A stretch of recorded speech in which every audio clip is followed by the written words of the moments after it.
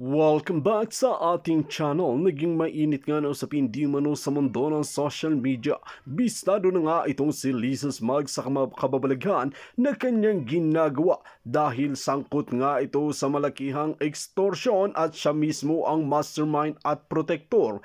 Dito nga natin makikita mga kaibigan na talagang nakakalungkot na dahil si Kuting ng Norte ay mastermind ng Pulburon at ng mga Mary Jane. Ito naman si Lisa Smugs ay mastermind ng mga extortion sa bansang Pilipinas. Dito nga natin makikita mga kaibigan na harap-harapan na ngang pinagloloko ang bansang Pilipinas at talagang walang pagbabago ang mangyayari ngayon. May pagbabago man ngunit kahirapan at katarantaduhan na lamang ang mangyayari sa bansang ito hanggat namumuno ang mga pulpolitiko na ganib sa kapangyarihan. Dito nga natin makikita mga kaibigan na kahit anong hirap nga talaga ni VP Sara Duterte na paunlarin at paayusin ang kanyang hinahawakan ay ito naman si Kuting ng Norte at Lisa Smugs kasama na rin si Romualdez na ito ay patuloy pa rin ang kanilang paninira at talagang pangulimbat ng kaban ng bayan. Tila ito nga ang nakakalungkot na katotohanan. Kaya naman ngayon ay talagang maraming netizen ang tila galit na at sumasabog na sa galit dahil sa karumal-dumal nga na ginagawa ng pamumulong ito na si Kuting ng Norte. Kaya naman dapat talagang imbestigahan at bumaba na lang sa pwesto kung wala naman itong solusyon na ginagawa. Well mga kaibigan, para nga sa karagdagang impormasyon, panoorin nga natin ang buong video. At kung bago ka pa lamang sa aking channel, huwag kalimutan i-click ang subscribe button at notification bell para lagi kang updated sa ating mga bagong video. At para sa sulit viewers natin dyan, maraming salamat sa walang sawang pagsuporta. Okay, ng mga pulis na nakahuli sa kasabwat ni Lisa Ahas Araneta Marcos. Listen to this. Arestado ng Philippine National Police ang tatlong suspect na isinangkot ang pangalan ni First Lady Liza Marcos sa issue ng extortion. Si Paul Montebon sa report. Nadadawit ang pangalan ni First Lady Liza Araneta Marcos sa isyu ng extortion. Ito matapos na maaresto ang isang 48 anyos alias Isko at dalawa pang kasamahan nito na kinilalang sina alias Joselito, 46 anyos at 42 anyos na Marines alias Herman. Nahuli ang mga sospek mula sa isang sumbong ng biktima kung saan si alias Isko ay nangako ng proteksyon sa emissions testing at medical business ng biktima sa LTO kapalit ng 5 milyong piso. Gamit ang pangalan ni First Lady Liza Marcos, tinakot umano ang biktima na kung hindi magbibigay sa hinihinging pera ay pakakansela nito ang lahat ng transaksyon at negosyo ng biktima. Ay kay PNP-PIO Chief Colonel Jean Fajardo, nilinawan niya ng CIDG na wala nilang kinalaman si First Lady Liza Marcos sa operasyon. Bagay na hinuli ang mga suspect dahil sa panloloko. Muling nakikiusap ang PNP sa publiko na maging alerto at mapagmatsyag lalo na sa mga katransaksyon para maiwasang mapahamak at malagay sa panganib ang buhay. Kasabay dito ang pangako na mapapanagot ang sinuman sa paglabag sa mga umiiral na batas. Naharap ang mga sospek sa paglabag sa Article 293 of the Revised Penal Code o robbery extortion na ipipila naman sa City Prosecutor's Office ng Pasay City. Para sa Diyos. Okay. So yung mga nakanood sa inyo, idinawit daw, okay? Ayon sa balita, that's SMNI. Siyempre, ganun talaga ang mainstream media. Dahil kailangan na munang ikaladka rin si Lisa dyan para tuluyang mapakita sa taong bayan na siya talaga ang kumakamay sa extortion.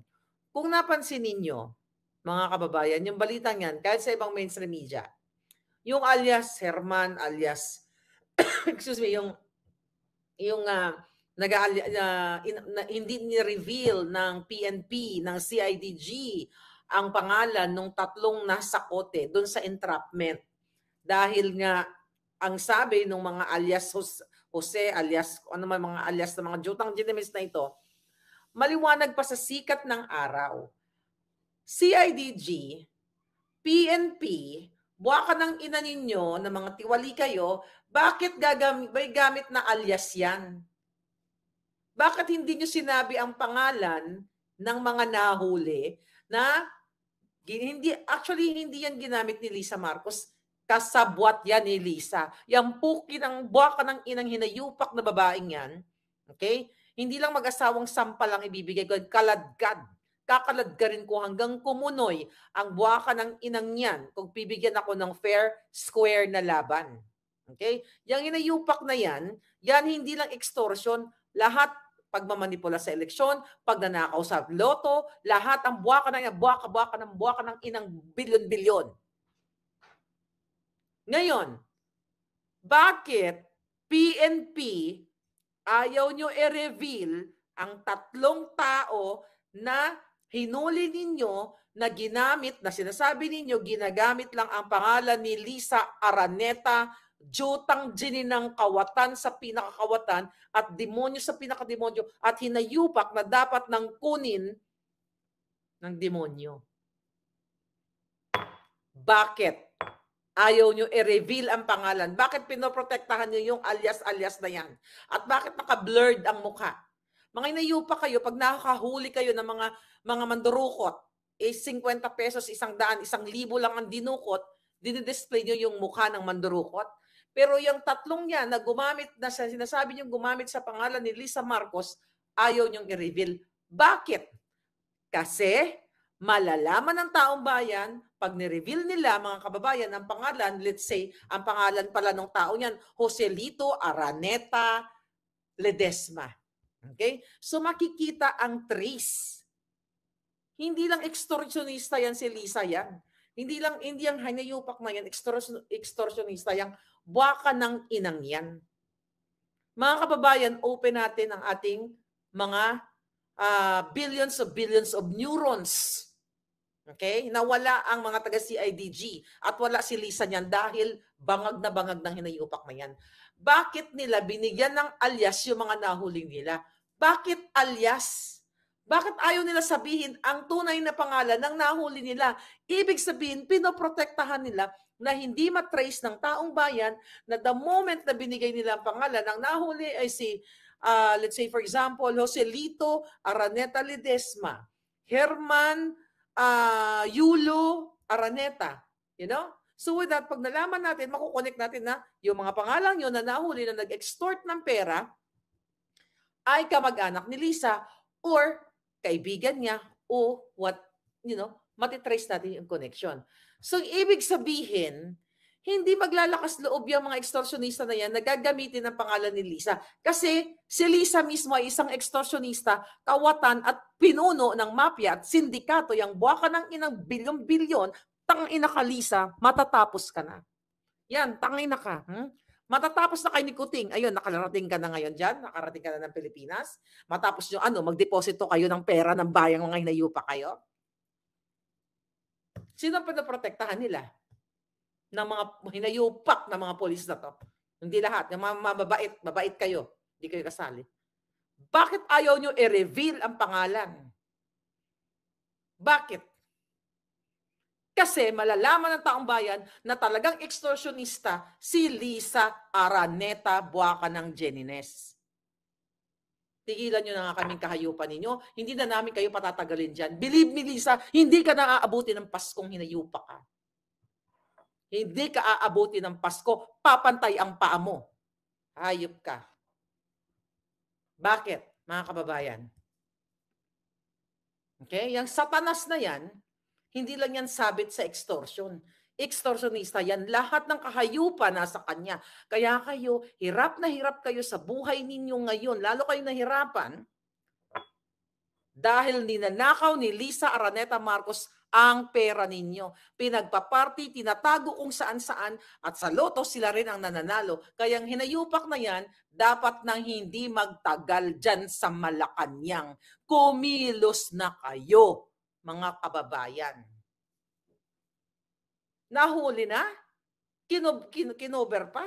Ibig sabihin, pinotektahan pa ng mga polis? Extortionista ka mo eh. Nag-bribe. Bakit ayaw nyo i-release ang pangalan? Usually, nire-release naman ng pangalan. Nire-release naman ng mga pangalan na nahuli. Samantalang yung mga taong mga maliliit, ibabaldera nyo, nagnakaw ng 2 kilong bigas, nagnakaw ng kung ano man, grocerya dahil nagugutom, puntang ina ninyo, i-display ninyo sa lahat. Wala kayo, hindi nyo pinoprotektahan ang mukha o karapatan ng taong mga nagnakaw ng 2 supot na tinapay or something. Itong mga hayop na to, milyon-milyon, na katulad ni Lisa, pinoprotektahan nyo itong mga extortionista na kasabwat ni Lisa. Ilabas nyo ang pangalan. At nang magkaalaman, kung walang koneksyon yan kay Lisa, yan ang challenge ko sa inyo, mga hinayupa kayo. Di ba, mga kababayan? Ilabas ng PNP. Ilabas mo akordang walang bayag na hinayupa ka, isa ka pa. Lahat kayo na mga demonyo dyan. You know, akorda?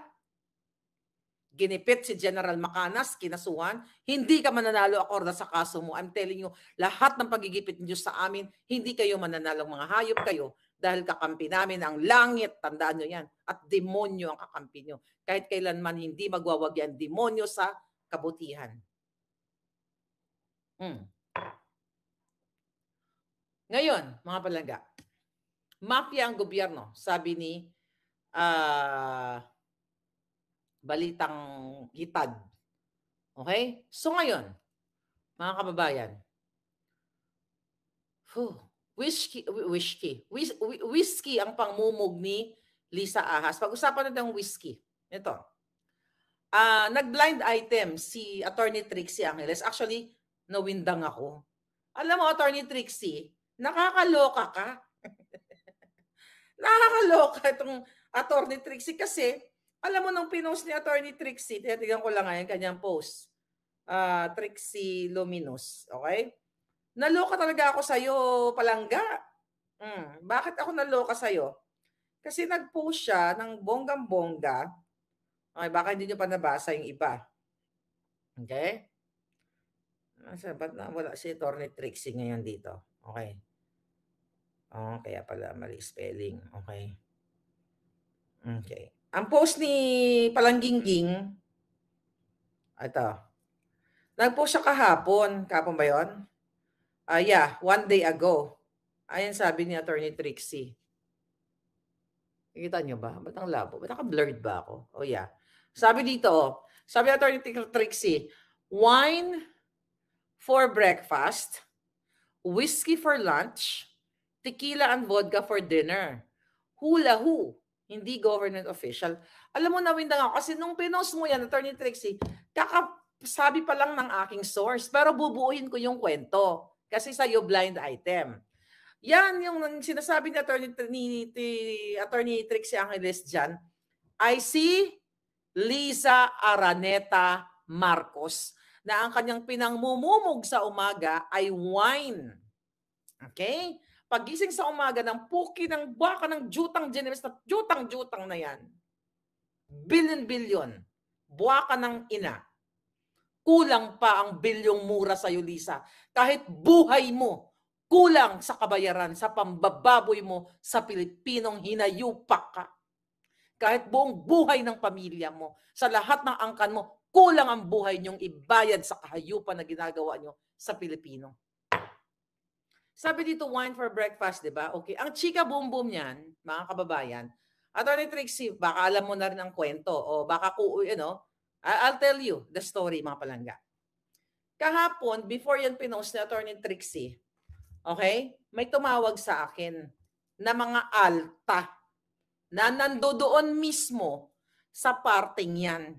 Okay, sa party nung kung saan sinabi yung ano na yan, sinabi yung issue na yan tungkol sa alak. Well, alam naman ninyo, di ba? Alam ninyo mga palangga na si Lisa Ahas ay talagang, na talagang sugapa sa alak.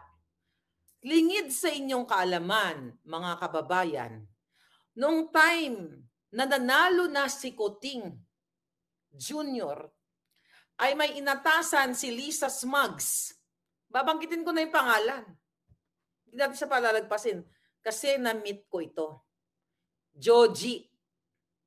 Si Joji na Ilonggo na bakling. Okay, Joji, pasensya ka na.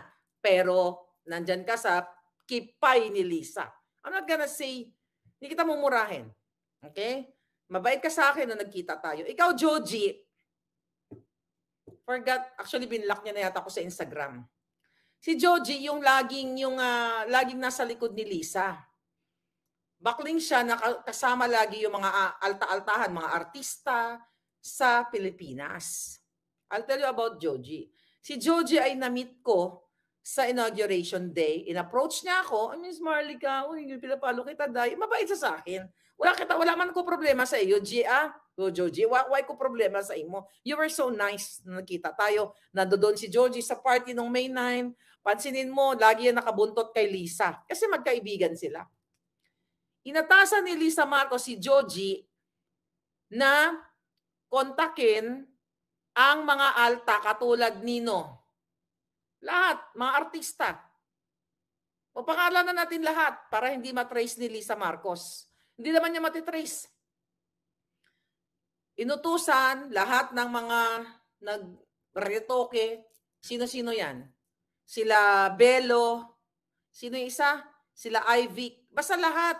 Lahat ng mga artistang bonggang-bongga na sikat sa Pilipinas. Inutusan mo, Lisa, si Joji na imbitahan niya mga yan.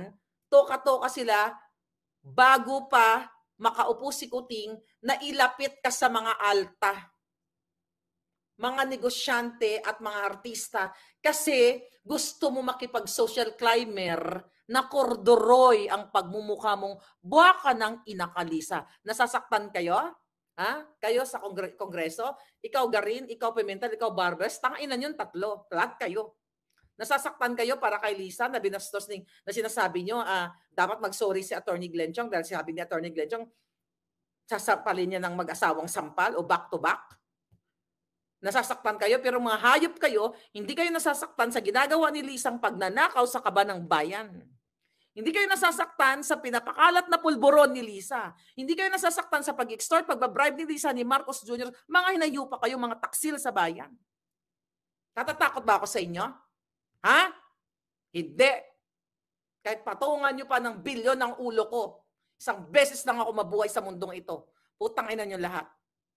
Kailangan mawala na kayo sa pwesto dahil binababoy nyo Pilipino. Tangainan nyo. Balikan ko, mga kababayan. Inaatasan niya si Joji na makipag-imbitahin ang mga alta-alta. Nung time na yan, yung issue na yan tungkol sa alak-alak, may karugtong pa yan. Na para mapasaya mo si Lisa Marcos, ay bigyan mo lang siya ng wine sa umaga para what? Okay? Para kumalma siya. Asan si Atty. Trixie dito? Yan. Wine sa breakfast para kalmado siya. Whiskey for lunch para ma-fuel up siya. At pagdating sa gabi, bigyan daw siya ng tequila at vodka para makatulog siya. Kasi mga kababayan, hindi siya makatulog dahil unang-una may insomnia yung hinayupak. Hindi siya makatulog dahil syempre sa kabibilang ng kanyang ninakaw. Kaya hindi siya makatulog. Ganun kasugapay ang putang inang yan. Yeah.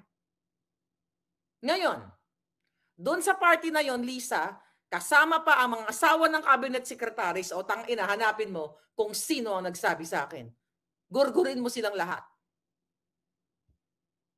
At ang importante natin nandoon mismo sa loob ng party na isinusuka ka dahil social climber ka, pinipilit mong magkipag-alta-altahan. Bago ka mag-alta-alta, plantsahin mo muna ang kordoroy mong mukha. At ayusin mo muna, pasagasaan mo ng pison ang botod mong tiyan. Dahil hindi ka alta, isa kang pusali, baboy sa lahat ng pinakababoy, pakademonyo, lahat ng kahayupan nasa iyo, Lisa Araneta Marcos. Hindi kita aatrasan. Kahit gamitin mo pa ang bilyon, trilyon na perang ninanakaw mo sa kaban ng bayan, gamitin mo pa lahat ng proxy mo para gipitin ako, putang ina ka. Ano, Kongreso? Nasasaktan kayo? Pagtanggol nyo si Lisa dahil kumakamal kayo, mga jindot kayo, mga hinayupa kayo? So mga kababayan, dun sa party na yon, tinanong ka Lisa, di ba? Eto Lisa, listen to this. Ahas. Dun sa party ng mga alta, dahil every week, basta hindi ko lang alam kung twice ba o every weekend, may ginagather na ino-organize si Joji na party para imbitahin ang mga alta sa Malacanang at the expense of your money. People's money. Hanapin nyo na lang si Joji. Wala namang ginawa sa akin masama yan. Pero yan ang utosan ni Lisa para makiimbitahin ang mga socialite and even social climbers katulad ni Lisa, kasi gusto ni Lisa na napapalibutan siya ng mga socialite para belong siya doon. Lisa, kahit ipaginto mo ang katawan mo, isa ka pa ring posaling kordoroy. Isang posaling mafia sindikato na ibinenta mo ang kaluluwa mo kay Satanas dahil nalagpasan mo pa ang pagkademonyo ng lahat ng demonyo. Ngayon mga kababayan, tinanong siya doon ng isa sa mga guest, "Hi Liz, so how do you handle stress, Liz?" So ngayon, ano ni Lisa dyan? Paano niya i-handle ang stress? Yun nga, bigyan mo lang daw siya ng wine sa umaga. Bigyan mo siya ng wine, basta salugsugan mo siya ng alak. Yan ang ni Lisa Marcos. Pangpakalma, pampatulog. So ibig sabihin, bangag na bagag ang buwaka ng ina, kaya nagkabangag-bangag kayong lahat. Kaya naman, wala silang pakundangan, walang habas ang pagnanakaw sa kaban ng bayan. Wala silang pakialam sa inyo mga kababayan. Ibabala na kayo sa gyera. Nakita ninyo yung post ni Sas? May radioactivity bandang North and Batanes. Napansin ninyo? Ibabala na kayo. Hindi nga natin alam kung ilan ng mga kababayan natin na tutsugi dyan sa bandang North dahil sa mga tinatayo dyan, okay, na paghanda sa pakikipag-bratatatatat sa China. Wake up, taga-norte, o kahit saan man. Pag may nakita kayo ng gandamatay na ang inyong mga kapitbahay dahil sa radioactivity, laso na kumakalat dyan, dahil may mga actually, may nagsabi din sa akin, nang nabasa ko kay Sas, alam mo na may mga puting ahas sa amin, magkakarugtong ang mga bituka ng mga yan. Diba? Na may mga pinapasarang beach resort sa north at sa iba pang bahagi. For what reason? Bakit pinasara? Kasi may dangerous substance or chemical na kumakalat based sa ating informer. Balik ako dito bago ko lumayo sa ang dami kasing issue mga palangga eh. Okay, sabi niya, how do you handle stress? O yun nga, bigyan mo siya ng alak. Ngayon, another issue, sabi nga ang tanong kay Lisa, how do you handle Kuting Jr.? Lalo ngayon ay presidente na siya. Paano niya hinahandle yung sitwasyon? At naririnig, di ba, na siya ang nagko-control kay Kuting. Dahil kilala naman sa mga alta yun. Ang sabi eksakto ni Lisa Marcos, sabi niya, it's better that I control him than other people. So sinabi ni Lisa doon, ipinagyabang niya sa mga party goers na mga alta, sa mga katuwid. Sinabi niya na mas mabuti ako na lang ang magkokontrol kay Marcos Kuting Jr. na asawa kong walang backbone na bangag addictus benedictus kesa sa ibang tao. That statement, yung mga alta doon na nandoon, mga kababayan, na present doon, na windang kay Lisa Ahas Araneta Marcos, na ipinagyabang pa niya na kontrolado niya si Bongbong Kuting. See, mga kababayan? Hindi lahat ng umaten sa party mo, Joji, at Lisa ay tuwang-tuwa sa inyo. Sukang-suka sila sa iyo, kay Lisa. So doon, narinig ng mga alta sa syudad o sosyedad na inamin ni Lisa na mas mabuti ako na lang ang magkokontrol kay Kuting, kay Marcos Jr. sa asawa niya kaysa sa ibang tao. Ano pa inaantay niyo mga kababayan? Number 1, betrayal of public trust. Diba? Yung mga bribery, pagnanakaw nila lahat-lahat, smuggling with Michael Ma. Impeachable offense lahat yan, mga kababayan. But hindi tayo pupunta sa impeachment. Kasi hawak nila ang Kongreso. Hawak ng mga jutang sinimis na yan, hindi tayo magwawagi dyan. Magwawagi tayo kapag pinagsama natin ang ating boses. People's voice. Huwag kayong matakot. Huwag kayong magpasindak kay Lisa Ahas, putang ina Marcos, at kay Marcos Jr. Tatapusin natin sila sa pamamagitan ng sama-samang tinig ninyo. Hindi si Marcos Jr. ang nagpapatakbo sa Pilipinas. Remember, sa Czech Republic, pinagmalaki doon na aangkat ng mga OFW, dadagdagan ng OFW, idodouble ang pagpapadala papunta doon para, magkaroon ng trabaho. Ano ginagawa ni Kuting? Ibig sabihin, wala siyang planong magkaroon, mag-generate ng what? Livelihood program sa Pilipinas para sa OFW, para bumalik kayo doon, makasama ninyo ang inyong mga pamilya. Sa halip, gusto niya kayong paghiwalayin lalo at maparewara ang buhay ng mga anak nyo, mahiwalay kayo sa mga asawa nyo, magkaletse-letse ang relasyon ninyo. Ang priority niya, kunin ng patapalisin ng mga OFW at ibala kayo doon sa iba't ibang bansa, magpakaalipin. Hindi po yan ang pinangako niya nung siya ay nangampanya. Ang sabi niya dyan, na kapag siya ay nanalo at dumating ang panahon na ang pag-abroad ay choice na lang ng Pilipino, hindi necessity. Remember that? Isa sa mga sinabi niya. Tapos ngayon, dadali na naman kayo, pa-abroad din na naman kayo mga palangga. Ngayon, mga kababayan, ganito ka-demonyo. Alam nyo na hindi si Kuting ang nagpapatakbo sa bayang Pilipinas. Kundi si Lisa, traidora, butod, mudlo, potot, aranetang sugapa, kaganid-ganiran, sa pinakaganid, pinakademonyo sa pinakademonyo, pinakasatanas sa pinakasatanas, ang buwaka ng inang jutang ginemes na ito. Di ba? Kaya nyo pa? Oh.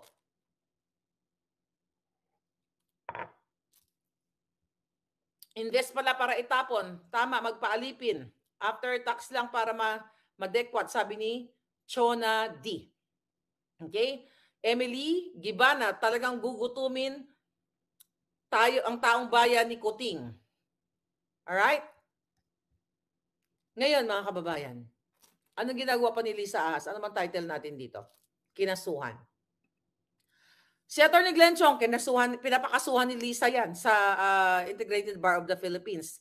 At recently, merong post din ni Atty. Glenn Chong, merong taga-immigration, pinost niya na gustong ipadisbar. Okay? Ipadisbar si Atty. Glenn Chong. Okay? I'll talk about this muna. Mga kababayan, ito. Post ni Atty. Glenn Chong, post niya na Filipino, sabi kasi ang title dito ay, okay, basahin natin to. Ano ba to? Screenshot? Ito. Nga palangga. Post ni Atty. Glenn Chong few hours ago. Sabi sa Philippine Star, mga kababayan, probe ex-lawmaker over disrespectful remarks versus First Lady. Pukin ang ina nyo, disrespectful remarks, umaaray ang hayop na Lisa na yan. Ito, murahin kita, Lisa. Buwa ka ng ina mo, jutang ginamay kong alpot, patutot, kang bigatla ka. Mas masakit yan sa mag-asawang sampal. Hinayo pa ka, Lisa, leader ka ng sindikatong bigaon ka. Ayan, masakit. Gagawin kitang, lalo kitang hindi patutulugin. Para lumakla ka ng alak at nang masunog na yung katawan mo. Diba? Kulang na lang posporo kasi puro alcohol ka na eh. An official of the Bureau of Immigration yesterday asked the Supreme Court to investigate and look into the possible disbarment of former Biliran Representative Glenn Chong over alleged reprehensible remarks against First Lady Ahas. Tangina ninyo, nasasaktan kayo sa mag-asawang sampal?